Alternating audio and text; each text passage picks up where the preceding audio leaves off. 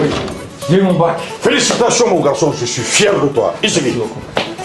Bon, maintenant que tu es bachelier, en bas que tu connais. Bon, pour voir, on est au Canada, on est aux États-Unis, on est au trop. Père Mouna. Eh bien, où est-ce qu'on est au Canada? Ah oui, tel père, tel fils. N'est-ce pas Kalanké? Mais on a beaucoup de ça. Ah, on met à EduX là. EduX? Oui, EduX, il y a quelques années, c'est eux qui ont fait les démarches pour ton grand frère. Ah bon? Et il a fait master, il a commencé à travailler. Oui, allô? EduX, c'est une équipe expérimentée qui assiste vos étudiants dans l'admission universitaire, la demande de visa, l'accueil et l'installation et assiste vos étudiants jusqu'à l'obtention de leur diplôme. Choisir EduX, c'est s'ouvrir les portes des meilleures universités au Canada et aux États-Unis. Appelez dès maintenant le 76 54 18 57 et permettez à votre enfant de réaliser son projet d'études.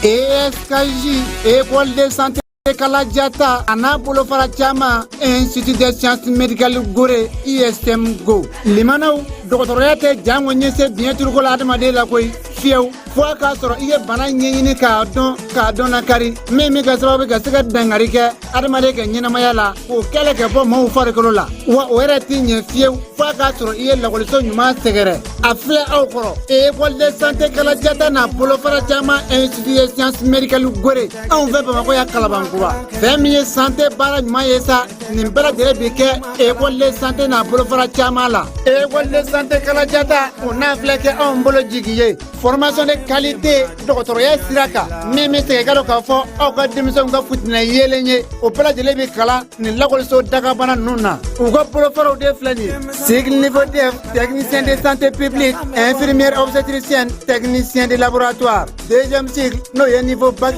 infirmier d'état sage-femme, biologie médicale. Formation wara au coffre, aide-soignant, katafara matronica. Nimpela de l'État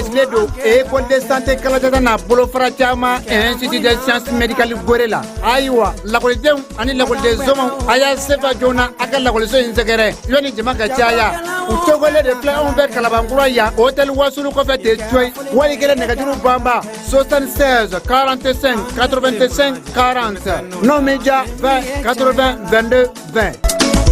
Kala, kala yesini.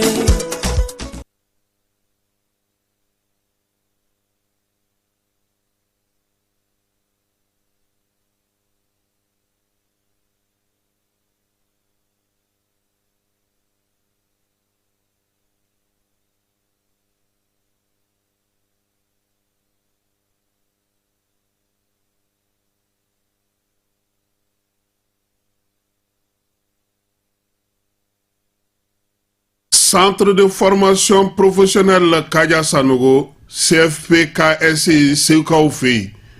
Demseni ka dege bola bara la kabina fitini fogata korobaya. Ma koro kulufana dege bola bara la fomni watija. Obela jelemi sega ke CFP-KSI alekona na Segu Dar Salam. Niye kalanso intaka laje. Mamu ba feka masonya dege, menuisier dege, plomberie, sanitaire, peinture bâtiment, menuisier métallique ni menuisier bois ko bela jelenke, seneta sra bela jeleni bagamara ni jegalamo, ibiseka o bela jelenke centre de formation professionnelle Kaja Sanogo la Seukaufi, Uma Dauma, minye machinisier, agricole, carrelage katafe staff ni décoration ma, nunu bela jelemeke, bayele mali minau olufana be ubulo kulu kala. Musolakaw jɔyɔrɔ ka bon u ka kalan kɔnɔna na kosɛbɛ sabula npogotigi caman bɛ u y'olu dege nin waati laban ninnu na yaasa u bɛ se k'u boloma yɛlɛma cogo min n'aw b'a fɛ dɔrɔn ka aw den tɔgɔ sɛbɛn kabini u fitinin fo ka taa se o kɔrɔbalen ma a ye boli joona aw ka se Segu Medine min ye Dar Salam yɔrɔ in yɛrɛ man jan kosɛbɛ tɔn artisanal ale la Medine sugu kɛrɛfɛla la walima nɛgɛjuru sira a bɛ se ka 76 03 12 23 walima 66 03 12 23 21 73 67 96 Segu Dar Salam min centre de formation professionnelle Kaja Sanogo ye CFP-KSI ale bi mata yɔrɔbɔ siniɲɛsigi complexe scolaire le printemps ɲamakɔrɔ kurani na ale dayɛlɛla nin waati na denmisɛnnin k'a daminɛ a kalo 4 ale bɛ se ka taa yen o ye u ka crèche ye maternelle ale kɔnɔna na petite section moyenne section ani grande section o be fo ka se den san fila ma o bɛɛ lajɛlen kɛrɛfɛ u ka kalanso fana be n'o ye premier cycle ye ɲina o b'a daminɛ première année ka taa bila 5e année na min ye kango ta fanfɛla la français kalan bɛ k'a kɔnɔ anglais kalan ale ni arabu kalan min ye complexe scolaire le printemps ye a dayɛlɛlen no ɲamakɔrɔ kurani na sugu ale masurunan na denmisɛnw ka kalan tɛmɛnen kɔfɛ maa minnu bɛ yen sa n'olu b'a fɛ ka anglais kalan n'o ye anglais ye i kɛra denmisɛnnin ye o i kɛra maakɔrɔ ye o k'a daminɛ denmisɛnnin minnu bɛ 4e année fondamentale la fo kana se maakɔrɔbaw ma kalo 6 kalan bɛ kɛ olu kunna anglais la yaasa cogo min na u bɛ se ka anglais ale fɔ ka se ka a dɔn lakari o la sa kalo 6 kalan bɛ kɛ o la min ye complexe scolaire le printemps ye denmisɛnnin ncinin olu bɛ taa ye cogo min mɔbaanu olu fana bɛ taa ye cogo min ye baluku fana ye o fana bɛ se ka taa anglais kalan ye complexe scolaire le printemps ɲamakɔrɔ kurani na sugu kɛrɛfɛla la n'a b'a fɛ ka taa aw denw tɔgɔ sɛbɛ a y'aw boli joona walima aw ka nɛgɛjuru sira ale kɔngɔ 76 74 88 82 walima 76 33 84 72 complexe scolaire le printemps ale nakun ye yaasa min ye denbaw ye olu ka ko bɛɛ lajɛlen bɛ se ka nɔgɔya maakɔrɔw fana ka se ka anglais kalan min ye siniɲɛsigi ye ka o sinsin.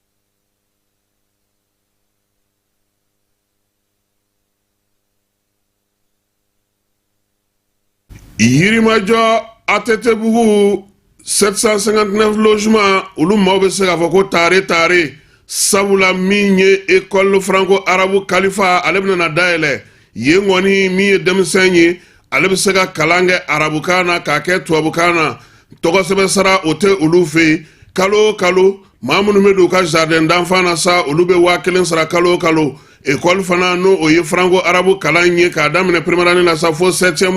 olu fana bɛ kalan kɛ ye o sara o ye 1000 ye kalo o kalo denmisɛnninw n'o ye jardin d'enfant ye san kɔnɔna na olu ye 9,000 ye wa min ye maakɔrɔ ninnu fana ye n'o o ye maa minnu bɛ premier cycle kɔnɔna na olu fana ye 9,000 ye école franco arabu kalifa ale dayɛlɛlen don o don tɔgɔsɛbɛnninw bɛ kɛ yen min ye denmisɛnninw ka kalan kɛko ɲuman arabukan ale ni tubabukan na o école karamɔgɔ jolenw b'u bolo baara taabolo ɲuman kama sa u kɛlen don ka panneau solaire belebelew sigi u ka yɔrɔ la min ye jibondon ye n'o ye château ye o fana bɛ yen yaasa denmisɛnninw ka kalan bɛ se ka nɔgɔya cogo min k'a daminɛ nin waati in na sa maa minnu kɔni bɛ yen n'olu bɛ Yirimajɔ Atetebugu sugu kɛrɛfɛla la n'o o ye 750 logements maaw ye a ye boli joona a ka taa aw denw tɔgɔ sɛbɛ sabula tɔgɔsɛbɛ sara o ye fu ye olu fɛ yen kalo o kalo sa 1000 kɔni i b'o sara i den a ka kalan na n'a ka di i ye kalo saba o kalo saba fana i b'a sara walima i bɛ se k'a bɛɛ lajɛlen sara siɲɛ kelen min ye école franco arabu kalifa ye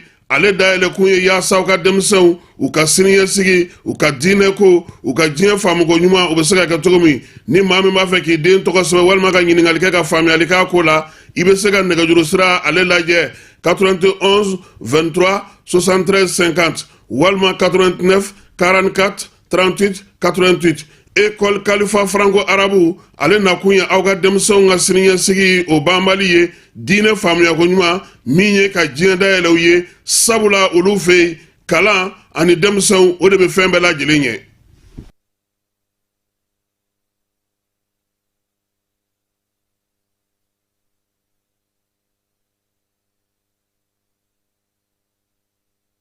an ka ɲɔgɔn dɛmɛ ka binkɛnikɛlaw ni maafalaw ni walijugutigilamaw kɛlɛ a y'anw dɛmɛ an k'aw dɛmɛ ka binkɛnikɛlaw ni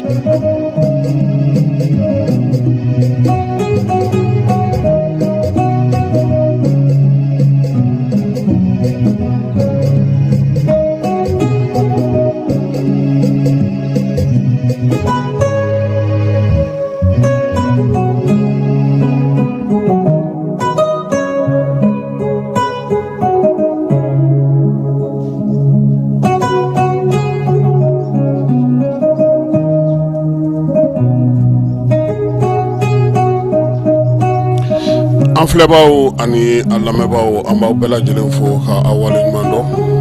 bi ye ntɛnɛn ye min ye novembre kalo ale tile 11 san 2024 an b'a fɔ a ɲɛna san k'aw bɛɛ lajɛlen aw bisimila jani ka wuladafɛ kunnafoni kɛnɛ kan kunnafoni min bɛna na taa n'an ye Arabi Saoudite bi ministre d'État ale bɛ Saudiya la jɛrɛ bɛ senna ye yaasa min ye silamɛ jamanaw olu ka hakilinaw bɛ se ka dɔn cogo min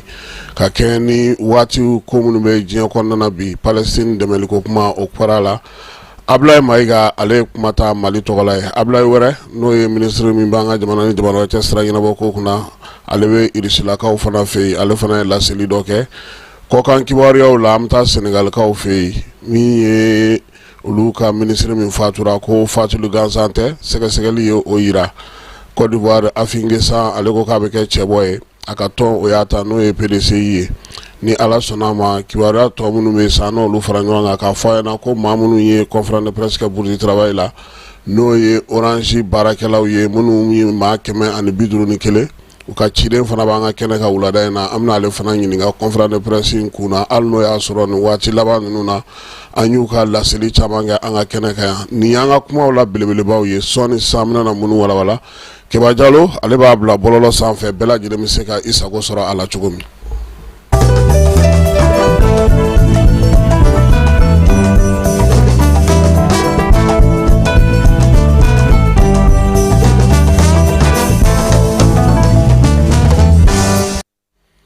Ayiwa ko ni fiɲɛ wulila bɛɛ lajɛlen bolo b'i kunna minan ye Orange kɔnɔna na an y'a fɔ a bɛ dɔgɔkun damadɔ bɔ ko min ye fɔnkɔɲɔgɔnkɔ caman bɛ yen an ye laseli dɔw kɛ a la ka kɛ ni kunnafoni minnu an kun ye minnu sɔrɔ k'a yira mɔgɔw la fana k'a fɔ ko min ye kiiri ye o yɛrɛ dɔgɔkun dalen don a ko la nka a tilara ka bɔ a dɔgɔkɔrɔ kiiri in bilama a bɛna na se ka kɛ wa a tɛna na se ka kɛ wa laɲiniw ye mun ni mun ye mun ko kura bɔra a ko la conférence de presse o kɛra Bourgi Travail la ka se ka ɲɛfɔli kɛ kunnafonidilaw ye Bagayogo i ni wula e nana an ka kumaso kɔnɔ wula an b'a fɔ n k'i bisimila ayiwa an y'a ye k'a fɔ a ye kunnafonidilaw wele ka kibaruya daw tulo kan ka kɛ ni waleya mun b'aw yɛrɛ kun nka bi maa 51 min ni Orange y'o bila kɛnɛ ma a ko yɛrɛ nana cogo di fɔlɔ. D'accord Kassim an b'i fo i ka bisimilali la i ka studio kɔnɔ yan bi a diyara an ye a bonyana ma an b'i ka auditeurs fo ani mɔgɔ minnu bɛ ka an lajɛ bɔlɔlɔ kan an ka foli bɛ se a bɛɛ lajɛlen ma d'accord Kassim n'i ye ko in yɛrɛ ta k'a lajɛ Orange ye mɔgɔ minnu directeur ye mɔgɔ min gɛn fɔlɔ a ka ca ni mɔgɔ 1000 Kassim a ka ca ni mɔgɔ 1000 dɛ o tuma anw bɛ ka 151 min fɔ o tɛ foyi y'a la 151 ye minnu farala ɲɔgɔn kan k'a fɔ k'an m'an ta da bɔgɔ jeninen kan n'o tɛ jama ka ca Kassim n'a fɔra i ye kabako don bon a ye min yɛrɛ kumanaya jamana ma o bɛ se miliyari 10 ma parce que maa 1000 n'i y'a ta k'a lajɛ olu ka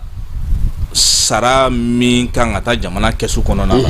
fa min kan ka taa jamana kɛsuba kɔnɔna la n'o bɛ don an ka santé kow n'an ka éducation kow kunna o bɛ t'i jɔ fo miliyari 10 ni ko in yɛrɛ daminɛna cogo di Kassim an b'a fɛ k'o de ɲɛdɔn Orange directeur général kura ye n'o ye Aboubacar Sadiq Diop ye munna aw ka directeur bɛɛ ye wɔlɔfɔ ye bon olu ye niyɔrɔbatigi a ko la voilà olu ye niyɔrɔbatigi a ko la quoi parce que ni a ta k'a lajɛ Orange yɛrɛ kɔnɔna la wɔlɔfɔw ka pourcentage de ka ca kosɛbɛ n'o bɔra yen nanzaraw fana ka part dɔ b'a la Orange yɛrɛ kɔnɔna baarakɛlaw olu fana ka part dɔ b'a la donc wagati la an kun y'a mɛn k'aw bɛɛ la mɔgɔ bɛ baara kɛ Orange la k'o bɛɛ ka niyɔrɔ dɔ b'a kɔnɔna na mɔgɔ bɛ baara kɛ Orange kɔnɔna la ni olu bɛ Orange ka bolo kan olu ka niyɔrɔ b'a la mais o niyɔrɔ in man bon kosɛbɛ voilà man bon kosɛbɛ a tɛ tɔw ta bɔ o de la i b'a ye a t'a to f'aw ka jɔyɔrɔ sɔrɔ ka mara kɛ k'aw sago sɔrɔ voilà i y'a faamuya barisabula mɔgɔw de wɔlɔfɔ minnu ka part ka ca olu de bɛ waati bɛɛ directeur bɛ bɔ olu de la donc n'olu de nana i bɛ taa sɔrɔ directeur misɛnmanin minnu bɛ yen nɔ olu caman y'an ka mɔgɔw ye mais olu yɛrɛ dɔw la u ka mɔgɔ dɔw b'olu la Kasim ne ko in yɛrɛ ta k'a lajɛ depuis Orange directeur fɔlɔ n'o ye Alioune Ndiaye ka b'o la ka na tubabukɛ la n'o ye Jean-Luc Boye ka b'o la ka na Alassane Dieng na ka b'o la ka na Belot Bala ka b'o la fo ka na se Sadik Diop ma n'i ye tɛmɛlen ninnu lajɛ ka na se directeur kura min bɛ yen sisan ma directeur kura in ye mɔgɔ minnu ka baara halaki ka mɔgɔ minnu ka baara tiɲɛ directeur tɛmɛlen tɔ si ma kɛ o ma ale de gɛnni daminɛ ale de gɛnni daminɛ k'a sɔrɔ n'i y'a ta k'a lajɛ Orange yɛrɛ bɛ ka wari min sɔrɔ sisan o ka ca ni mɔgɔ o ka ca ni a tun bɛ min sɔrɔ fɔlɔ minnu tun b'a kunna o wagati kɔnɔna la ne bolo n'o o wagati de kan ka kɛ mɔgɔw ka baara préserver wagati ye mais n'o nana kɛ mɔgɔw ka baara halaki wagati ye an b'an ko min ka taa an ja min Kasim mais an ma min faamuya o de ye k'a fɔ depuis directeur in nana a ko ka mɔgɔ 1000 gɛn ka bɔ baara la o mɔgɔ 1000 ka gɛnni normalement n'i bɛ mɔgɔ gɛn ka bɔ baara la i b'a fɔ karisa min ni i gɛn ka bɔ baara la nin wagati in kɔnɔna la n'o ye préavis voilà an y'a ye o ma yala a wulila sɔgɔmada kelen dɔrɔn ko bon nini a ye olu gɛn ka bɔ baara la mɔgɔ 1000 y'i yɛrɛ sɔrɔ o la o kɛra kulu fɔlɔ ye maintenant kulu filanan gɛnni cogoya sɔrɔla cogo di a nana k'a fɔ ko bon maintenant ni kulu minnu bɛ yen nɔ a y'olu ka contrat lajɔ olu a fɔra a ɲɛna ninnu ka contrat tɔ ye kalo 3 ye a to ni contrat sera kalo 3 ma n'a banna donc ni u kan ka taa bolo min kan u bɛ t'o bolo kan Kasim directeur ko k'ale t'o kɔnɔ dɛ ko n'ale ye min fɔ ko mɔgɔ tɛ se ka bɔ a la donc ko k'u bila olu bilala o cogo kɔnɔna la maintenant n'i y'a ta k'a lajɛ a fɔra de k'a fɔ ko Orange kɔnɔna la mɔgɔ bɛ yen n'a bɛ f'o ma ko travail temporaire i man ka tɛmɛ san 2 kan i ka baara man ka tɛmɛ san 2 kan bureau de placement ninnu bolo parce que ni Orange y'i ta Orange b'i bila ka taa bureau de placement de la mais ko in yɛrɛ kabakoma yɔrɔ yɛrɛ ye min ye Kasim i bɛ n'i ka entretien kɛ Orange de kɔnɔna la i bɛ offre ye Orange de kɔnɔ i bɛ na Orange de la ka na i ka test kɛ i ka test kɛlen kɔfɛ Orange la dɛ Orange bɛ sɔrɔ ka bureau de placement mɔgɔ ninnu wele a ye karisa wele a ka na contrat signer olu tilalen u ka ɲininkaliw n'u ka fɛnw bɛɛ la n'u ka sɛgɛsɛgɛli bɛɛ la olu bɛ sɔrɔ k'a fɔ bon taa nin kabini la n'u m'a fɔ i ka taa RMU la u b'a fɔ i ka taa CI la olu bɛ sɔrɔ k'i wele ka contrat signer caman yɛrɛ dabali banna depuis a ko daminɛ mais an y'an ka entretien k'aw de fɛ a b'a fɔ cogo di k'an ka taa fan wɛrɛ fɛ mais o si ma kɛ baasi ye parce que a fɔra ni bureau de placement in ta kalo 24 n'o ye san 2 ye i kan ka bila Orange ka bolo kan mais an bɛna mun ye Kasim mɔgɔ b'an ka kulu in na mɔgɔ min ka ca ni san 14 Orange kɔnɔ mɔgɔ min ka ca ni san 17 ye u ma bila Orange ka bolo kan nafa minnu bɛ baara la o dun nafa minnu bɛ baara la ni o ye k'a fɔ i tɔgɔ ka sɛbɛn INPS la i tɔgɔ ka sɛbɛn AMO la caman de bɛ yen minnu m'o si bénéficier donc jamana yɛrɛ bɛ sɔrɔda min sɔrɔ olu ko kɔnɔna la o bɛɛ kumanalen don jamana ma donc an b'a yɛrɛ ɲininka Orange bɛ Mali de kɔnɔ yan maliyɛnw de kan ka Orange tɔnɔ bɔ mais an y'a ye k'a fɔ kasi min kɛlen don k'an dabali ban Orange tɔnɔ de bɛ ta ka bɔ n'a ye Mali kɔnɔ ka taa n'a ye fan wɛrɛ fɛ fan wɛrɛ mɔgɔw de b'o tɔnɔ bɔ n'i ko k'i b'o kuma fɔ ko ayi k'e n'o fɔli man kan e n'o dɔnni man kan ni min bɛ da e kan o bɛ da e kan n'o y'a sɔrɔ e tun bɛ jɔyɔrɔ la Orange kɔnɔ u bɛ e lajigin n'i tɛ jɔyɔrɔ yɛrɛ la n'u bɛ se ka i ka baara tiɲɛ u b'i ka baara tiɲɛ i k'u ye min k'anw na kɔsannin na ko parce que an nana mun faamuya k'a ye k'a fɔ dossier taalen tribunal la n'o ye octobre kalo tile 4 tɛmɛlen ye octobre kalo tile 31 tɛmɛlen an nana ye k'a fɔ u nana ka na a fɔ ko bon an bɛ aw bɔ an ka baara la Kasim ɲɛbila sɛbɛn ma k'a la k'a fɔ ko bon aw labɛn an bɛna aw labɛn o ma kɛ an bɛ cabinet de placement minnu yɛrɛ bolo foyi ma fɔ olu fana ɲɛna an dabali banna donc a fɔra bɛna baara kɛ na dɔrɔn aw ka baara bila a fɔra ɲɛna baara kɛ an ka baara bila baara bilali yɛrɛ fana dɔrɔn tɛ dɛ ko u ka ordinateur min b'an bolo a k'o di an k'o di baarakɛla ye baarakɛminɛ ye an k'o di maintenant an tatɔ la k'an bɛ to o ordinateur fɛnɛ di Kasim n bɛna kabako de f'i ye an de taara sɔrɔ Orange kɛlen bɛ ka liste dɔ de kɛ anw fɛn o fɛn bɛ yen ni anw bɛ lutte in na ni an bɛ kɛlɛ in na Orange kɛlen bɛ ka taa anw tɔgɔ sɛbɛn papier dɔ kan ko an n'ale ka sokɔnɔna donni man kan bilen an b'an ka don ni ordinateur ye an b'an ka don ni ordinateur ye bilen bon an dabali banna an ko bon an bɛ ka na ordinateur de di a ko bɛ cogo di o fɛnɛ sen fɛ vigile minnu bɛ jɔ an ka da la lafgardu nana ka na fɔ an ye k'a fɔ a fɔra an ɲɛna k'aw tɔgɔ bɛ liste dɔ la k'aw an ni yan donni man kan bilen aw bɛ ordinateur di cogo di aw y'a di cogo di voilà maintenant o kɛlen an ko bon komi a ko bɛ tan tɔ an kun nana ni an ka ordinateur de k'an bɛna di n'a ko k'an ni yan donni man kan an bɛ taa ordinateur di yɔrɔ jumɛn sisan an bɛ taa di min u bɔra n'an ye bɔlɔnbɔlɔnin dɔ fɛ k'an ka taa fan wɛrɛ fɛ an munumunu na kɔfɛla fɛ ka taa don yɔrɔ dɔ la an taara ka taa ordinateur di u ye décharge kɛ ka d'an ma o tɛ Orange yɛrɛ kɔnɔna ye o tɛ Orange yɛrɛ kɔnɔna ye an bɛ don daba min fɛ n'o ye Orange yɛrɛ kɔnɔna ye o tɛ yen u taara n'a ye so wɛrɛ kɔnɔ u taara n'an ye yɔrɔ wɛrɛ kɔnɔna la ka taa ordinateur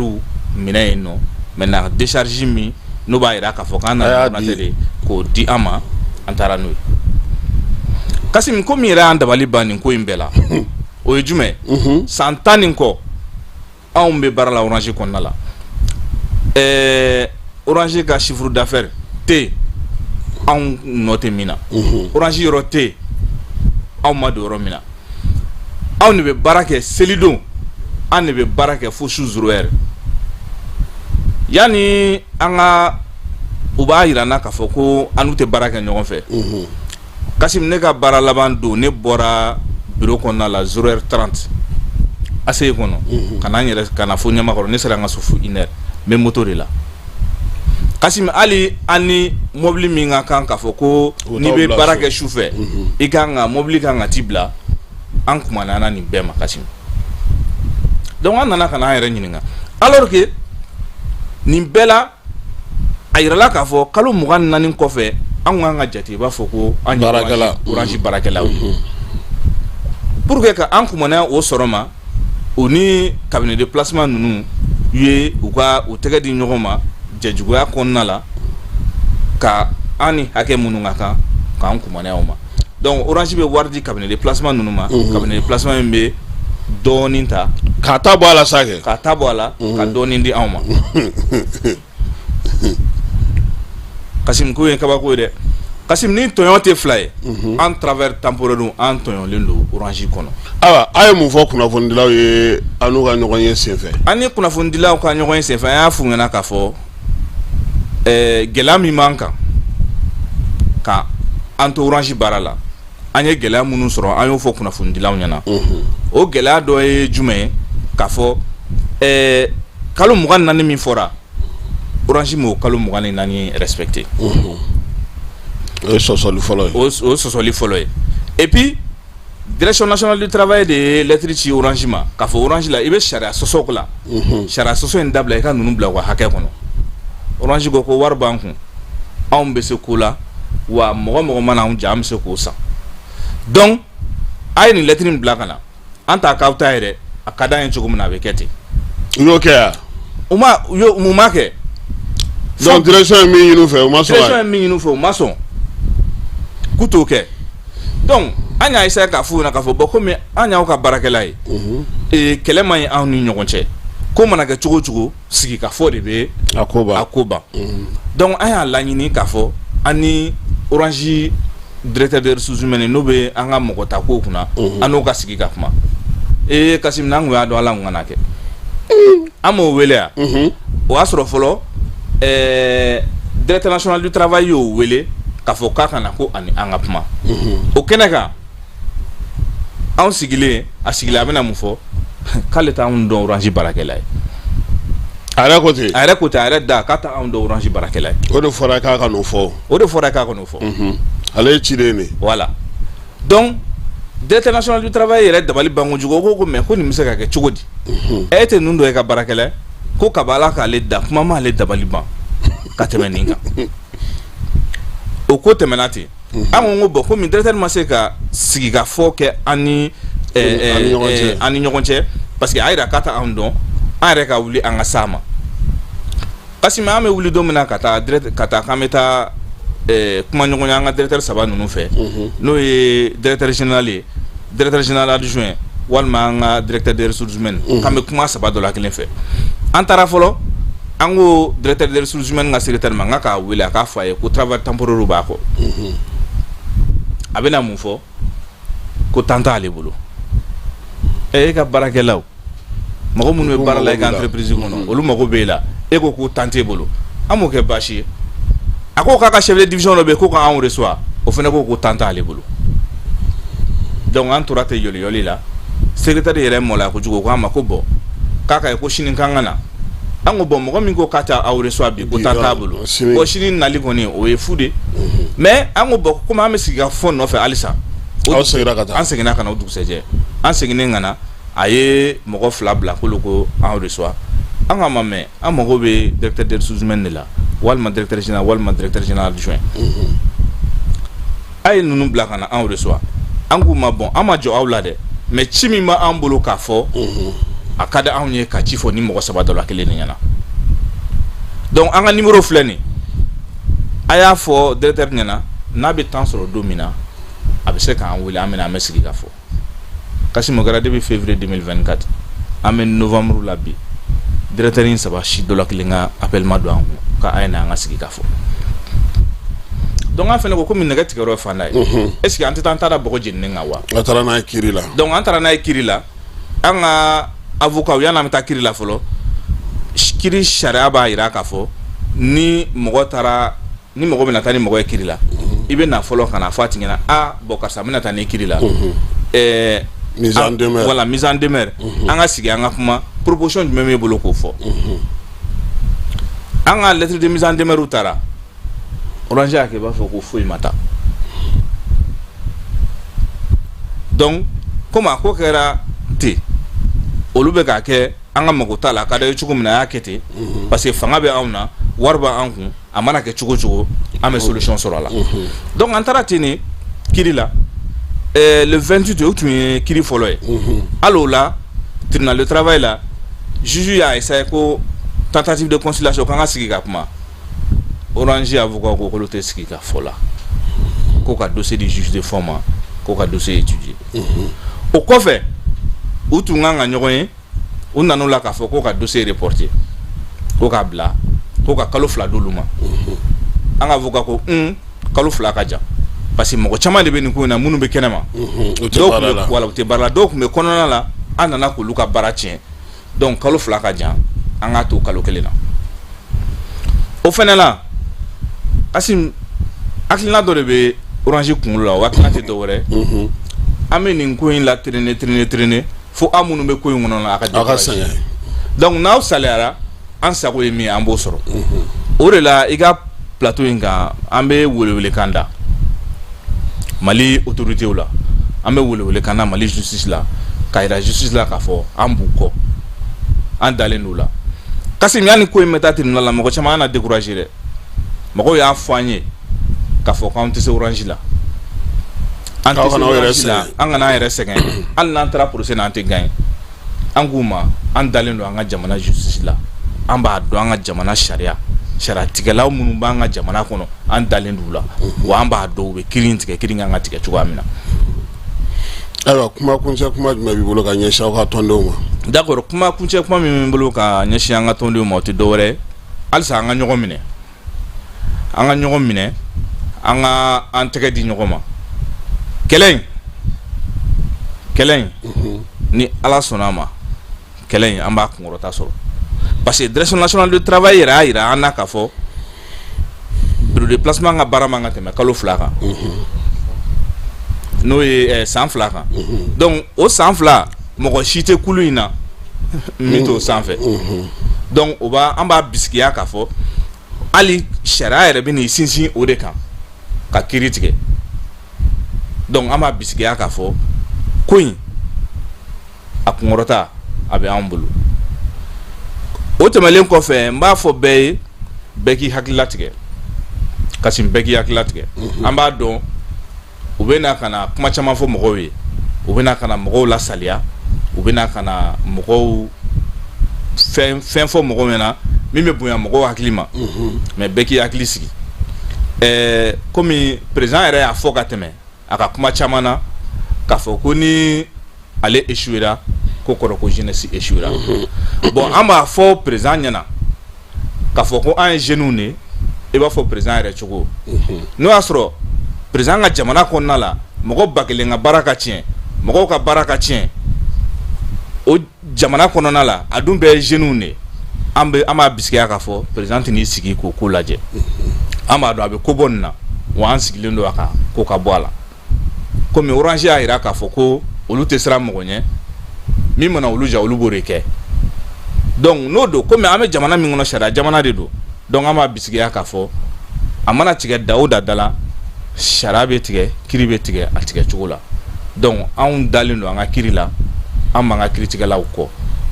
o de ye n ka kumakan laban ye Kasim ni ɲininkali wɛrɛ b'i bolo i bɛ se k'o sɛmɛ. Ayiwa an b'i fo k'i waleɲuman dɔn. Foli diyara n ye. n'Ala sɔnna ma an na ɲɔgɔn sɔrɔ waati wɛrɛ. Inchallah pour que ka se ka segin nin kuma in kan. Keba an bɛ t'e fan fɛ pour que ka se ka orange maaw olu bilasira.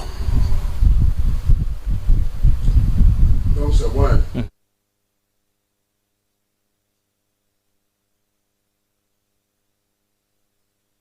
Yirimajɔ Atetebugu 759 logements olu maaw bɛ se k'a fɔ ko tare sabula min ye école franco arabu kalifa ale bɛna dayɛlɛ yen kɔni min ye denmisɛn ye ale bɛ se ka kalan kɛ arabukan na k'a kɛ tubabukan na tɔgɔsɛbɛ sara o tɛ olu fɛ yen kalo o kalo maa minnu bɛ don u ka jardin d'enfant na sa olu bɛ 1000 sara kalo o kalo école fana n'o o ye franco arabu kalan ye k'a daminɛ première année na sa fo 7e olu fana bɛ kalan kɛ ye o sara o ye 1000 ye kalo o kalo denmisɛnninw n'o ye jardin d'enfant ye san kɔnɔna na olu ye 900 ye wa min ye maakɔrɔ ninnu fana ye n'o o ye maa minnu bɛ premier cycle kɔnɔna na olu fana ye 900 ye école franco arabu kalifa ale dayɛlɛlen don o don tɔgɔsɛbɛnninw bɛ kɛ yen min ye denmisɛnninw ka kalan kɛko ɲuman arabukan ale ni tubabukan na o école karamɔgɔ jolenw b'u bolo baara taabolo ɲuman kama sa u kɛlen don ka panneau solaire belebelew sigi u ka yɔrɔ la min ye jibo n'o ye château ye o fana bɛ yen yaasa denmisɛnninw ka kalan bɛ se ka nɔgɔya cogo min k'a daminɛ nin waati in na sa maa minnu kɔni bɛ yen n'olu bɛ Yirimajɔ Atetebugu sugu kɛrɛfɛla la n'o o ye 750 logement maaw ye a ye boli joona a ka taa denw tɔgɔ sɛbɛ sabula tɔgɔsɛbɛ sara o ye fu ye olu fɛ yen kalo o kalo sa 1000 kɔni i b'o sara i den a ka kalan na n'a ka di i ye kalo saba fana i b'a sara walima i bɛ se k'a bɛɛ lajɛlen sara siɲɛ kelen min ye école franco arabu kalifa ye ale dayɛlɛ kun ye yaasa u ka denmisɛnw u ka siniɲɛsigi u ka diinɛ ko u ka diɲɛ faamuko ɲuman u bɛ se ka kɛ cogo min ni maa min b'a fɛ k'i den tɔgɔ sɛbɛn walima ka ɲininkali kɛ ka faamuyali k'a ko la i bɛ se ka nɛgɛjuru sira ale lajɛ 91 23 73 50 walima 89 44 38 88 école kalifa franco arabu ale nakun ye aw ka denmisɛnw ka siniɲɛsigi o banbali ye diinɛ faamuyako ɲuman min ye ka diɲɛ dayɛlɛ u ye sabula olu fɛ yen kalan ani denmisɛnw o de bɛ fɛn bɛɛ lajɛlen. N'an bɔra orange mali la an bɛ an kunda nin waati na magan jamana kan saudiya kɔnɔna na sa minisiri min bɛ jamana mara kama bɔli kunna ni faso ka kumalasira don général de division Ablaye Mayiga ale bɛ arabi saouditikaw fɛ yen kɛrɛnkɛrɛnnenya la Riyad bi sɔgɔmada in na silamɛ jamanaw ni arabu jamanaw olu ka ɲɔgɔn ye kɛrɛnkɛrɛnnen o daminɛna a ka kuma kɔnɔna na a ko ko bisimilahi rahmani rahim min ye u ka jamana masakɛ ye n'o ye Mohamed bin Salman bin Abdul ye k'a b'o fo Abdul Aziz Saudo n'o ye u ka masakɛ tiɲɛtabaga ye ni fanga ɲɛmaaya ale fana premier ministre k'a b'o fo maa minnu nana jamanakuntigiw la ka taa fara délégation ɲɛmɔgɔw kan k'a b'olu bɛɛ lajɛlen fo a ko sa ko nin kɛnɛ in kɔni kan ko min ye organisation islamique a b'olu fana fo n'o ye OCI maaw ye ka taa se ligue arabu maaw bɛɛ lajɛlen ma ni maa bɛ fɛn fɛn bɛ kɛnɛ kan k'u bɛɛ lajɛlen k'u salamu aleykum keba Ablaye a ko salamu aleykum wa rahmatulahi taala wa barakatu keba o ye arabukan ye dɛ a ko ko a b'a ka kuma daminɛ ni bonya ye ka ɲɛsin misiriba 2 min bɛ Saudiya la olu kɔlɔsibaw ma min ye masakɛ ye n'o ye Salman bin Abdulaziz ye Al Saud ye k'a b'o fana fo o hukumu kelen kan na fana sa maa minnu bɛ kɛnɛ kan n'o ye umma islamique maaw ye k'a ka foli kɛrɛnkɛrɛnnen bɛ se olu bɛɛ lajɛlen ma balimaya sindiya ani silamɛya foli ko min ye général d'armée Assimi Goïta ye o de ye danaya da ale ka sa k'a fɔ ko nin waati na k'a kana Mali a jɔyɔrɔ fa nin kɛnɛ in kan yan waati min na Palestine ko kuma n'o o gwannen don kosɛbɛ o b'a to sa ale ka kuma ta jamanakuntigi n'o ye Assimi o tɔgɔ la o ka nin lajɛ in kɛnɛ kan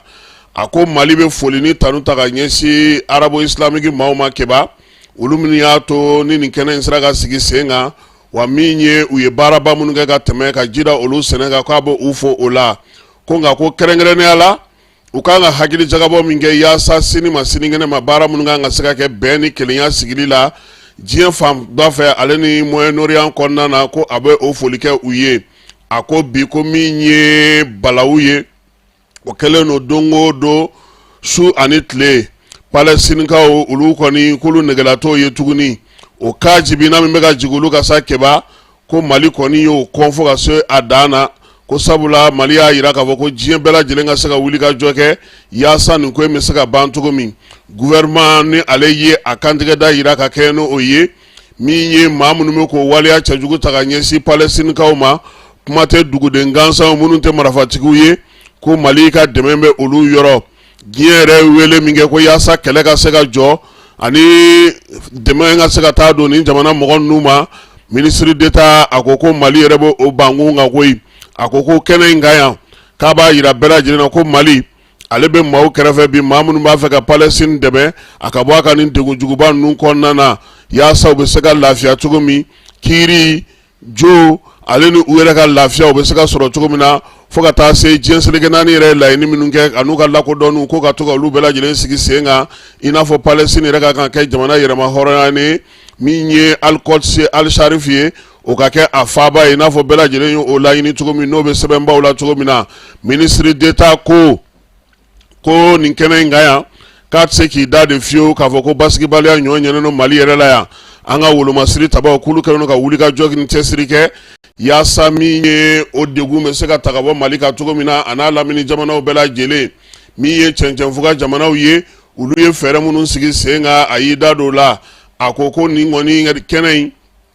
k'o fana diyara ale ye kosɛbɛ ko sabula min ye Ukraine ye k'o y'a danganamaya bɛɛ lajɛlen ye k'a yira k'a fɔ ko bamaci wale kɛbaw ni ɲuga wale kɛbaw k'a bɛ k'olu kɔkɔrɔma don ka taa se jamanadenw ma jamanaden minnu ma min u ma bɔ ko nin kɔni ye kabako ye sa kabako min kɔni ko ni diɲɛ bɛɛ lajɛlen ye o ye a ko o de la sa ko OCI a b'o fo sabula Yaoundé ka ɲɔgɔn ye la Ukraine tun y'a ɲini sa k'a fɔ ko ale sen ka don min ye OCI la ko ka kɛ kɔlɔsilikɛbaa ye k'o samana ka bɔ a la pewu ko Mali yɛrɛ b'o kuma o ko in fo ka se a dan na a ko fana ko bi ko min ye bamanciwale ni wale kɔkɔrɔdonbaw ye maa minnu b'a a ko sinsin k'olu kɔn kɔni ko Mali bɛ o la o de la sa k'a b'a ɲini OCI fɛ u ka fara olu ka min ye Mali ani IS jamanaw ye u ye laɲini min kɛ Nations Unies fɛ sa ka Ukraine kɔn k'u ka fara olu ka k'o senkɔrɔma donnoli baara kɛ a ko bi diɲɛ kɔnɔna min na ni fɛn bɛɛ lajɛlen ɲaaminen don Mali ale n'a kɛrɛfɛ jamanaw Burkina ni Niger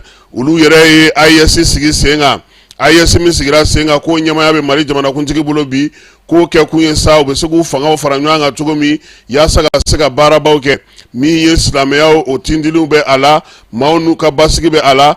adamadenya yɛrɛ tɛ taa fɛn minnu kɔ kelenya ko bɛɛ lajɛlen b'a la i n'a fɔ silamɛ diinɛ yɛrɛ bɛ a laɲini cogo min ministre d'État ko kɛlɛ kɔni ko bɛna kɛ ko sabula Mali a ka yɛrɛma hɔrɔnya n'a ka laɲiniw bɛɛ lajɛlen a ka dugukolo fan bɛɛ lajɛlen ka kɛ a ta ye ko yan'a ka bɔ kuma na k'a bɛ Saudiya gouvernement maaw bɛɛ lajɛlen fo min ye secrétaire général min bɛ OCI kunna k'o fana fo u ye lajɛ min kɛ octobre kalo tile 26 Jedakaw fɛ yen k'a yira sa k'a fɔ ko min ye cɛncɛnfuga jamana maa minnu y'u sigiyɔrɔw bila ka dɛmɛ ta ka don olu ma maa minnu bɛ n'olu bɛ bassin du lac Tchad kɔnɔna na n'olu bɛ se ka dɛmɛ cogo min na k'a bɛ olu fo ko wa fana ko Mali jamana ko o b'a yira Arabie Saoudite la k'u b'a kɛrɛfɛ yaasa min ye OCI baaraw ye olu ka se ka kɛ ka ɲɛ cogo min folili tanuni fana a y'o ta ka ɲɛsin u ma u y'u kunbɛ ko ɲɔgɔn min kɛ ko wa salamu alaikum wa rahmatulahi taala wa barakatu a y'o kɛ k'a ka kuma kuncɛ keba Bamakɔ yan Sirabakan kasara ale kimɛli baaraw bɛ sen na san o san min ye minisiriso min sigilen don Sirabakan kow kunna ale bɛ kimɛli kɛ keba k'a lajɛ mun ni mun kɛra ɲinan ta sɛbɛn kɔni u y'a yira sa ka fɔ ko san 2023 kɔnɔna na maa 2635 olu de kɔni Sirabakan kasara degun sera olu ma k'a bɛ komi sɛbɛn in kɔnɔna keba tile o dɔgɔkun o dɔgɔkun maa 4 o de bɛ sa Sirabakan kasara la anw fɛ yan ko ni fɛɛrɛ ma sɔrɔ nin na ko nin ye kojuguba de ye o de la sa ko bɛɛ lajɛlen kan ka wuli ka jɔ kɛ ka cɛsiri kɛ yaasa siraba sariya olu bɛ se ka matarafa bɛɛ lajɛlen fɛ cogo min Sirabakan kasara ale bɛ se ka dɔgɔya cogo min maaw yɛrɛ ka sɔn sɛbɛn minnu sigilen don ani k'u taabolo k'olu falen keba ko Sirabakan kasara juba ye min b'o dɔn an ka jamana kɔnɔ filɛli maa min bɛ volant na ale de bɛ filɛli kɛ fan wɛrɛ fɛ hakili bɛ taa fan wɛrɛ fɛ k'a caman y'o de ye ani mobili kolon ka ca an fɛ ani mobili kɔrɔw k'o fana bɛ a la fɛɛrɛ minnu tigɛlen don sa ko olu na se ka sigi sen kan keba e ko minisiri min bɛ kuran ni jiko kunna ale yɛrɛ ma kɛ kuran problème dɔ ye a kan ka bɔ ka kuma dɛ parce que bi fɛɛrɛ ni dabali minnu tigɛlen don énergie fɛ est ce que a bɛɛ lajɛlen bulo kelen t'ale ka yɔrɔ la ye ni i y'a ta k'a jateminɛ a fɔra ko Laginɛ ko taji daduma kuran daduma bɛ olu bolo énergie b'a fɛ k'o sɔrɔ Cirikikaw fana nalen no nin dɔ ye Kore nalen no nin dɔ ye ale yɛrɛ ye lampadaire ko kɛ a sunkalo waati keba da tɛ ka don nin si la a tɛ ka bɔ ka kuma ka fɛn ɲɛfɔ mɔgɔw ɲɛna panneau solaire ko bɛ cogo di nin si tɛ ka se ka ɲɛdɔn est ce que ale yɛrɛ b'a fɛ an ka kuran sɔrɔ ɲininkali de bɛ yen parce que kuma caman bɛ ko in dugumana na dɛ énergie bɛ se ka fɛɛrɛ sɔrɔ an ka bɔ nin dibi na cogo min na mais n'ale ni olu tɛ kuma ɲɔgɔn fɛ keba o bɛ ɲɛnabɔ cogo di a ka gɛlɛn dɛ donc ministre min bɛ kuranko kunna a ka kɔfilɛ kɛ a ka ji ni ka koliji la yaasa ko bɛ se ka nɔgɔya cogo min na an ka kuran bɛ se ka sɔrɔ cogo min na Tɔnbɔkutukaw keba olu bɔra nkalon tile 6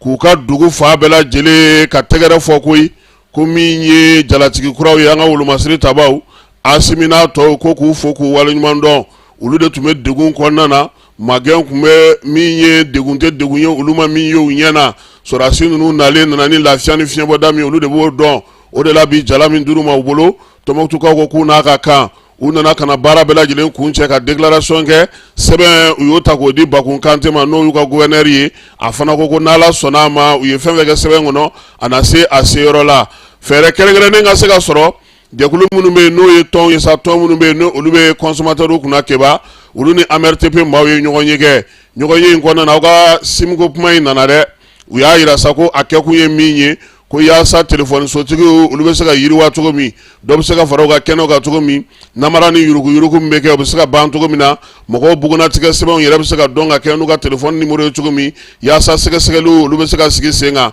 munna aw m'a fɔ anw ɲɛna joona Ɔnzɔn keba kalo tile 15 kalo kura tile 15 sɛbɛn tɛ mɔgɔw bolo u b'a kɛ cogo di consommateurs olu kɔni ye fɛɛrɛ dɔw yir'u la u yɛrɛ fana ko k'u bɛna fɛɛrɛ dɔw sigi bɔlɔlɔsira kan keba i bɛ se k'a lajɛ n'o y'a sɔrɔ i ka téléphone b'a la n'a t'a la yanni ni i ka papier ko olu ka ɲɛnabɔ an bɛ taa Irisilakaw fɛ yen keba Irisila diɲɛ ni farafinna ni Irisila bɛɛ lajɛlen bɛ ɲɔgɔn lajɛla kabini sibiri tɛmɛnen u ka dugu sawulen min bɛ yen n'o ye Soci ye baara min kun kɛra o kɔnɔna na Irisi ni farafinna ka jɛrɛjɛkulu kɛnɛ kan keba maa 2 de kumana kuma in daminɛ fɔlɔ o ye Sergei Lavrov ye filanan o kɛra anw ka Ablaye Diop ye foli ni tanun ta ka ɲɛsin diɲɛ seleke 4 jamana minnu tun b'a kɛnɛ kan min ye Irisi ni farafinna ka bolo di ɲɔgɔn ma ye lajɛ min bɛ ka kɛ Socikaw fɛ yen n'o kɛra novembre kalo tile 10 k'a bi bɛɛ lajɛlen fo ka bɛɛ lajɛlen waleɲuman dɔn ka Irisikaw fo u ye kunbɛli min kɛ ka maaw kunbɛn ka se ka baara ninnu bɛɛ lajɛlen daminɛ a ko k'ale nisɔndiyalen don ko sabula Irisi ye laɲini fɛn fɛn kɛ Saint Petersburgkaw fɛ yen keba k'a bɛɛ lajɛlen bɛ ka taa bɔ a sira fɛ ko walima ko dɔw bɛ a sira kan ka bɔ ko ninnu bɛ tali kɛ fɛn minnu na adamadenya tɔbɔtɔli min ye ka baara kɛ ni irisi ye k'o sinsin sɔrɔ yakubali fɛɛrɛ kɛrɛnkɛrɛnnenw tali sɛnɛkɛko ta nasira fɛ kuranko ta nasira fɛ dugujukɔrɔko ta nasira fɛ min ye infrastructure ye k'olu sigi fan bɛɛ lajɛlen fɛ min ye fana ka fɛɛrɛ kɛ bɛɛ lajɛlen bɛ se ka place sɔrɔ cogo min na sankolo la keba télécommunication siraw ko olu bɛɛ lajɛlen bɛ a la yaasa jamanaw olu lakanako bɛ se ka sabati cogo min Ablaye Jabu ko a nisɔndiyalen de b'a da bɛɛ lajɛlen tulo kan k'a fɔ ko Mali kɔni ko ale nisɔndiyalen min nana nin yɔrɔ in na sabula irisi kɛlen don ka balimaya ni sindiya sinsin ani Mali ni ɲɔgɔn cɛ yaasa Mali ka baara olu ka se ka kɛ ka ɲɛ cogo min na adamadenya kunda min ye wolomasiri taba kunda kalanko kunda ka taa se fo dun ka fa sabatili ma a ko nin kɛnɛ in kan ya ale Ablaye Job a b'a fɔ sa ko Mali ni irisi y'u bolo da sɛbɛn min na n'o ye memorandum ye ko fana bɛ ka latimɛ koyi bi latimɛli hukumu kɔnɔna na panneau solaire k'olu baaraw bɛ ka daminɛ Mali kɔnɔna na tɛgɛ bilalen sɛbɛn na ko sɛbɛn lawuliliw kɛra a ma mɛn kosɛbɛ min ye baaraw ye sa ko olu bɛna daminɛ yaasa Mali bɛ se ka courant sɔrɔ cogo min a ko fana ko min ye sɛbɛn wɛrɛ fana bɛ yen n'o o ye Mali yɛrɛ ka yɛrɛma hɔrɔnya ye ka se ka a sigi sen kelen ka sɔrɔ ko ta nasira fɛ ko sɛbɛnw fana ko olu bɛna se u kuncɛyɔrɔ la a ko min ye lakana ko ta nasira ye irisi ni Mali y'i bolo don ɲɔgɔn bolo min na kɛba ko fana bɛ sen na wolomasiri tabaw kɔni bɛ ka minɛnw sɔrɔ minɛnw bɛ ka bɔ irisikaw fɛ yen yaasa basigi ni lafiya o ka se ka don pankuru tɛ pankuru ye kalan tɛ kalan ye an ka maaw kunna min ye kɛnɛkan yɛrɛ kana ka n'u jeniyɔrɔ f'i ko bɛɛ lajɛlen bɛ a la Mali ni irisi ko bi kɔni ko a bɛ ka sigi bankun min kan k'o ye bankunba ye min ye kɛrɛnkɛrɛnnenya la jamana fila in k'u kɔni hakilinaw bɛɛ lajɛlen ye kelen ye o kuntilenna kelen kɔnɔna na Ablaye Job ko bi ko o dɔ bɛ se ka fara a kan koyi ko sabula Mali ni irisi bi na teriya tɛ koyi teriya min don a kɛlen don balimaya ni teriya sira min ye a da ka di jamana fila in bɛɛ lajɛlen na ka kɛ ni laɲiniw ye o de la sa a ko a terikɛ Sergei Lavrov ma ko min ye Mali kan kelen tɛ tuguni ko Confédération des États du Sahel ko fana bɛ nin degun kelen ninnu kɔnɔna na k'o de la sa k'u kɔni ye jɛrɛ kɛ k'u bolo di ɲɔgɔn ma sa yaasa u bɛ se cogo min ka k'u ka laɲiniw bɛɛ lajɛlen kɛ kelen ye o hukumu kɔnɔna na sa AES ale ni Mali o tɔgɔ la ko a bɛ u fo u ka wulikajɔ n'u ka cɛsiri la ko min ye AES ye bankun min talen don ka da ale kan ko bɛɛ lajɛlen ɲɛ bɛ a la maaw b'a fɛ ka na bi AES jamanaw kan maaw t'a fɛ ka u ye ko Ukraine yɛrɛ y'i to la ka n'i tɛndegelen ma ko fo ka na i boloma don bamacogoya ni jugawale kɛbaw fɛ an ka jamana kɔnɔna na ko bɛɛ lajɛlen ye nin dabalibanko in ye dɛ ko min ye kabako ko bɛɛ lajɛlen ye a ye ko ka kɛ n'o ko ye Mali yɛrɛ ye fɛɛrɛ kɛrɛnkɛrɛnnenw tigɛ sa k'a yira Ukraine kɔnɔna ale ni anw wa a ye fo buuru fiyɛ don k'an bolo ti di ɲɔgɔn ma tuguni Nations Unies kɔnɔna na fana ko Mali ye sɛbɛn da ye Ablaye Job ko ten a kelen tɛ ani AES jamanaw olu don yaasa k'a lajɛ Ukraine ye waleya min kɛ n'a bɛ bɛn n'a ti bɛn jo sariyaw hukumu kɔnɔna na Nations Unies yɛrɛ sigilen don sariyaba minnu kan n'o y'a sɔrɔ a bɛ bɛn ko nka yan'o cɛ Mali kɔni ni AES jamanaw olu ye Ukraine kɔni bɔ u ka baara la pewu dɛ kɛba olu ni Ukraine olu tɛ baara kɛ tuguni gouvernement a ye kangarimada fana kɛ ka ɲɛsin maaw ma maa minnu bɛ bin ni Ukraine bɛ k'olu kɔkɔrɔma don n'u b'a fɛ ka jamana saba in dafiri Ablaye Job ko nin waati in kɔni na ko Ukraine bɛ ka wulikajɔ fɛn fɛn kɛ k'u ɲɛ b'a bɛɛ la u bɛ k'a bɛɛ lajɛlen jateminɛ nka u bɛ kangarimada kan de kɛ ka ɲɛsin diɲɛseleke naani ma k'anw tɛ naloma ye koyi Ukraine bɛ min na a kɔkɔrɔma donnen don maa minnu fɛ jamana minnu fɛ k'olu bɛɛ lajɛlen dɔnnen don ko nka ko cɛncɛnfuga jamanaw b'a yir'u la k'a fɔ u n'u kɔkɔrɔdonbaw olu sigilen don k'u filɛ farafinna bɛɛ lajɛlen sigilen don k'u filɛ wa olu kɛlen don k'u bolo min di ɲɔgɔn ma nin ye o bolo di ɲɔgɔn ma ye AES o ye so supasuma de ye min bɛna farafinna bɛɛ fara ɲɔgɔn kan ka kɛ kelen ye Mali ni Burkina ni Niger olu jamanaw olu ka se k'u bolo di ɲɔgɔn ma kɛba ko sababuya ɲuman kɔni bɔra maa minnu na k'o ye jamanadenw ye jamanadenw ka laɲini don jamanadenw don ko k'a kɛ min ye jamanaw ye olu golosolen don ɲɔgɔn na cogo min o kama ani ye u ka kɔrɔlenw n'u y'u ka tariku ta k'o lajɛ ko bɛɛ lajɛlen de y'a to n'olu kɔni ye u jigi kɛ AES ye nin waati in na yaasa farafinna yɛrɛ bɛɛ lajɛlen ka misali ta olu ma ka se ka baara kɛ a ko n'i ye cɛncɛnfuga jamanaw ta k'a lajɛ AES yɛrɛ bɛ ka baaraba minnu kɛ fara ɲɔgɔn kan minnu bɛ ka kɛ bi ko bɛna n'a to sa fɛɛrɛ bɛ sɔrɔ laɲini degun minnu bɛ jamana ninnu kɔnɔna na o de la sa k'u kɔni y'u bolo da sɛbɛn belebeleba min na sa n'o tun ye convention ye u y'o yɛlɛma kɛba k'o kɛ confédération ye ko confédération in min ye ale bangena fɛn min na sa o kɔni tun ye alliance des états du Sahel ye n'o sɛbɛnna tɔgɔnɔ bilara Mali yɛrɛ kɔnɔna na yan septembre kalo tile 16 san 2023 Ibrahim Traoré ka bɔ Burkinakaw fɛ min ye Asimi Goita ye ale ni Abdramane Chani olu y'a yira sa k'a fɔ ko jamana saba in ka tɛmɛ nin bɛɛ lajɛlen kan k'u ka fɛɛrɛ sigi sa ka confédération sigi confédération in o bɛna baara kɛ sira minnu kan sa o ye wolomasiri tabaw ka ko ye jamanaw cɛ sira ɲɛnabɔ tagama ani yiriwali k'u y'a daminɛ n'o ye ko nka k'u ka laɲini ye min ye jamanakuntigi ka laɲini ye min ye keba k'a ka taa laban fédération na jamanakuntigi kelen o ka taa jamana saba in bɛɛ lajɛlen kɔnɔna na ko wa ko san fɔlɔ min fana baara min dira bi k'o dilen no Asimi Goita ma ale ka se ka o baaraw kɛ fɔlɔ min ye AES ɲɛmaaya ye balimaya ni sinjiya kɔnɔna na jamanaw bɛ se ka lafiya cogo min Job ko ko AES ko min ye jɛɲɔgɔn ɲuman do bi a lamɛnnen no diɲɛ fantan ani naani bɛɛ lajɛlen fɛ ko sabula a sigilen no fɛn minnu kan o ye farafinna ka keleya maaw bɛ se ka baara kɛ cogo min a ko Mali yɛrɛ kɔni ye paara ɲɛ caman kɛ nin waati laban ninnu na o kow sinsinni na min ye an ka sɔrɔw ye an ka yiriwali siraw ka se ka an banban an yɛrɛ kolo la ka wuli ka jɔ kɛ dɔɔni dɔɔni ko hali n'o y'a sɔrɔ a ka gɛlɛ bi ko kɔni bɛ sen na ko min ye fɛɛrɛw fana sigilen no sen kan ani jamana minnu bolo bɛ ɲɔgɔn bolo lakana ko ta nasira la ale ni taaɲɛ ko ta nasiraw la ko k'olu bɛɛ lajɛlen sinsin kɛrɛnkɛrɛnnenya la ko bi ko n'i y'a ye k'a fɔ ko maa minnu tun kɛlen no ka na k'u nana anw dɛmɛ n'olu sen bɔ an sen na ko f'an yɛrɛ k'an jija ka sira ta sira min b'a to an bɛ se ka taa ɲɛ politiki bankun ka bi ko o baaraw bɛ sen na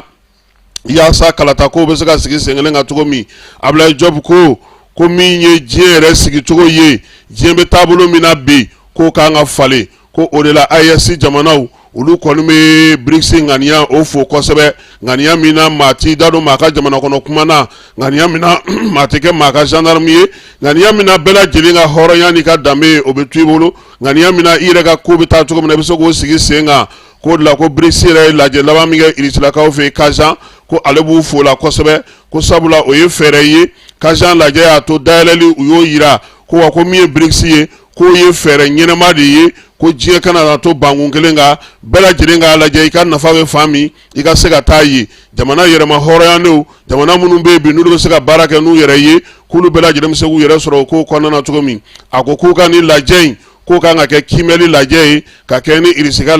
Irisi ni farafinna ka lajɛ laban ye lajɛ filanan in ye ko wa fana k'a kan ka siraw bɔ bi sira minnu b'a to ni farafin jamanaw ni Irisi bɛ se ka u tɛgɛ da sɛbɛnw na sɛbɛn minnu bɛna yɛlɛmalibaw kɛ farafinna jamanaw la kɛrɛnkɛrɛnnenya la cɛncɛnfuga jamanaw olu minnu mago bɛ yɛlɛmaba la n'olu ni Irisi bolo bɛ ɲɔgɔn bolo bi kosɛbɛ Mali o hukumu kɔnɔna na ko wa ko nin ye kɛnɛ ye ko ni Ala sɔnna a ma ko layidu fɛn fɛn bɛna ta k'a bɛ bɔ a sira fɛ ko min ye laɲini fɛn fɛn bɛna kɛ k'a bɛɛ bɛna bɔ a sira fɛ ko wa ko farafinna jamanaw dalen no o la ko ka kɛ no o ye k'a bɛ Irisilakaw fo Irisi ni farafinna ka bolo di ɲɔgɔn ma k'a b'o fo kosɛbɛ ko min ye jamana fɛn fɛn nana kɛnɛ kan k'a b'o fana fo ka bɛɛ lajɛlen waleɲuman dɔn Ablaye Job nin y'a ka kuma kumabaw ye keba a ye min fɔ kunun ko Irisilakaw olu fɛ yen Bamakɔ kɔnɔna na keba école karamɔgɔw fununen don dɛ sanayɛlɛ école karamɔgɔw n'o ye enseignement supérieur ye maa minnu bɛ yen sa n'olu kɔni ye baara kɛ san tɛmɛnenw na san 2019 san 2020 san 2021 ni olu ye sɛgɛsɛgɛliw kɛ no olu ye facultéw kɔnɔna ye keba k'olu ka juru bɛ yen dɛ k'u ka wari u ka mandaw dalen no k'a tɛ ka sara u ko ko ni a ma sara ekɔlidenw tɛ dɛ keba école karamɔgɔw don ko n'a ma sara ko tile 3 baara bila k'u bɛna o boloda k'a daminɛ bi la kɔkan kibaruyaw la Burkina Faso jamana ɲɛmaaw ko k'u ye siganama dɔw minɛ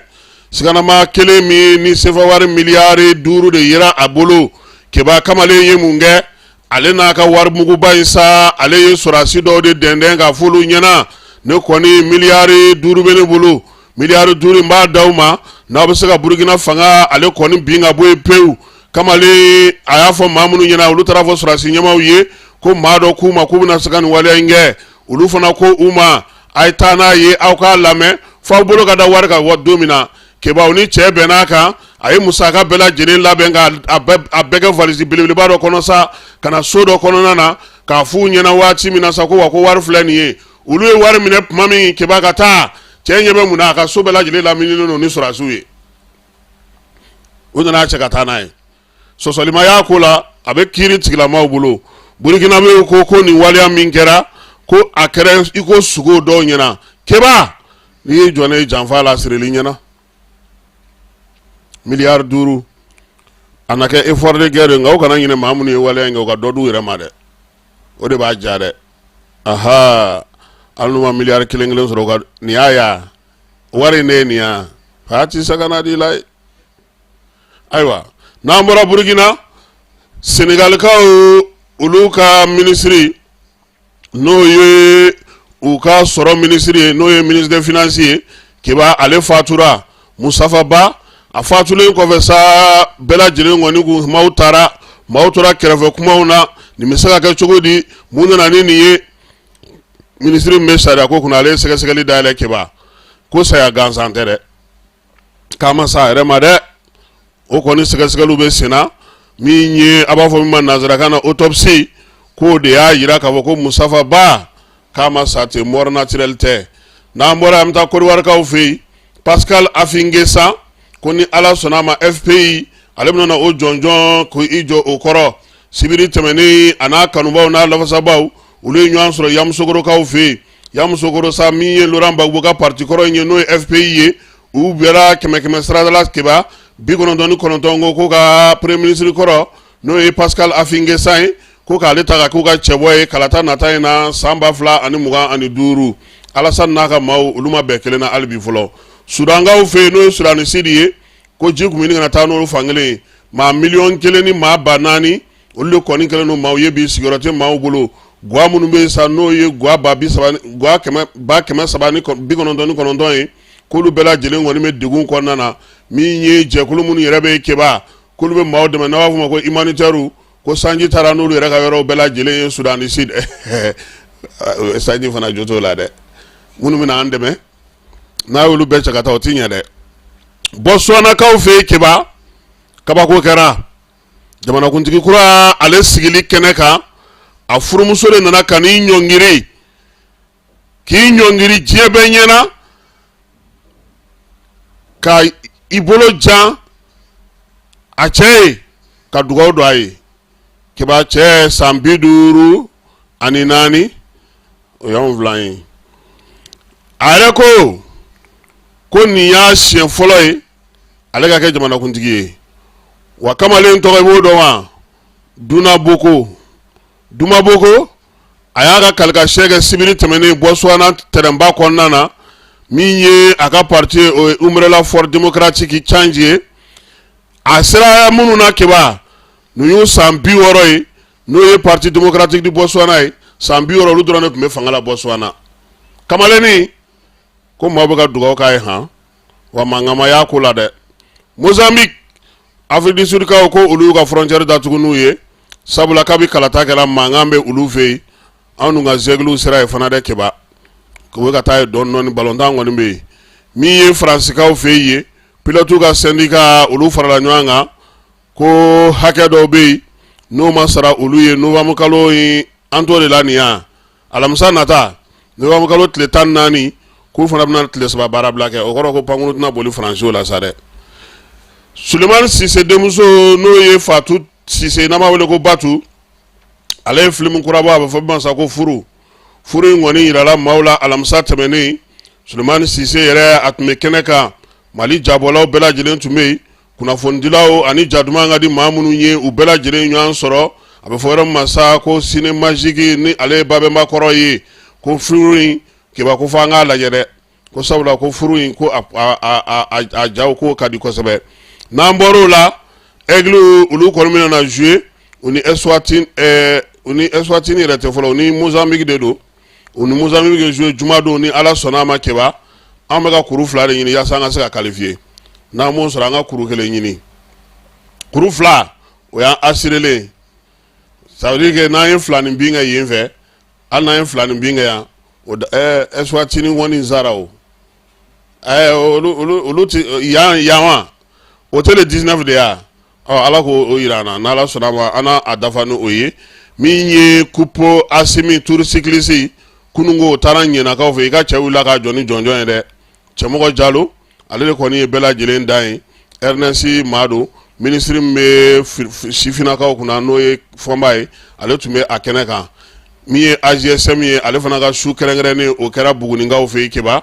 AGSM ga su yanu o cɛ sa AGSM ye baara kɛ k'a ka sɛbɛnw k'olu kɔnɔna olu bɛɛ lajɛlen falen min ye lesɔr maaw ye olu ka kunnafonidila dɔ bɛ yen n'o o ye Sebu Samiri Kamisogo ye ale kɛra gafetigiw la ɲɛnama ye sɛbɛnna farikolo ɲɛnajɛ kan min ye jeli ka gindo ye n'o bɛ renouveau la ale kɔni radio la ale kɛra wane ye min ye télévision so la sa a yirala sa k'a fɔ ko min ye Dansogo ye ale ye bɛɛ lajɛlen da o kɛnɛ ka télévision so la u bɛɛ lajɛlen ka jɔnjɔn dir'u ma kunungo kunu sura buguninkaw fɛ yan'u ka segin ka na keba kunu an ye ja dɔ bɔ an ye baara dɔ kɛ yan an balimakɛ dɔ ale ye musaka di ko ka taa yelen di maaw ma maa kun fɔlɔ minnu ni yelen taara sigi u fɛ yen olu ka jaw bɛ bolo an ka jɛ ka olu filɛ.